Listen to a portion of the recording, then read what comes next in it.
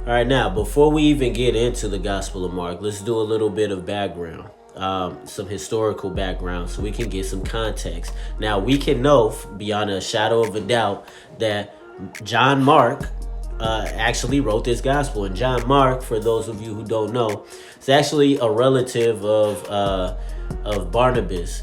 He's the son of Barnabas's sister. Right? We know this from testimony of church fathers like Clement and Eusebius. And we're about to read some Eusebius right now. Got the ecclesiastical history. If you are a serious Bible history student, that's a book that you need for your library. Now, this is in Eusebius's book 2 of ecclesiastical histories, chapter 15. We're gonna read through it. I keep looking up here because that's what I'm used to doing in portrait mode on TikTok. The divine word having thus been established among the Romans, the power of Simon, as in Simon the magician, or Simon the sorcerer in the book of Acts, was soon extinguished and destroyed together with the man.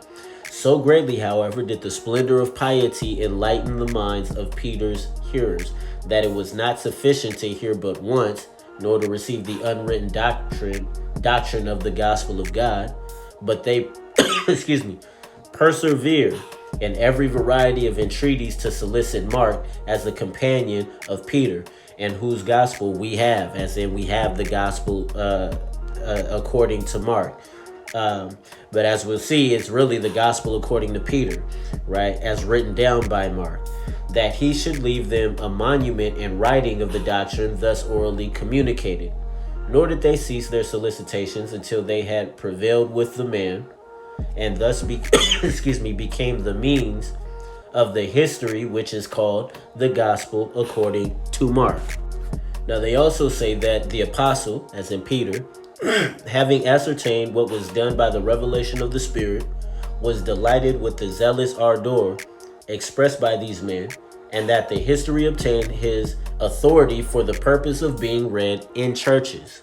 We're also told in chapter 16, the same Mark, they also say, being the first sent to Egypt, proclaimed the gospel there, which he had written, and first established churches at the city of Alexandria.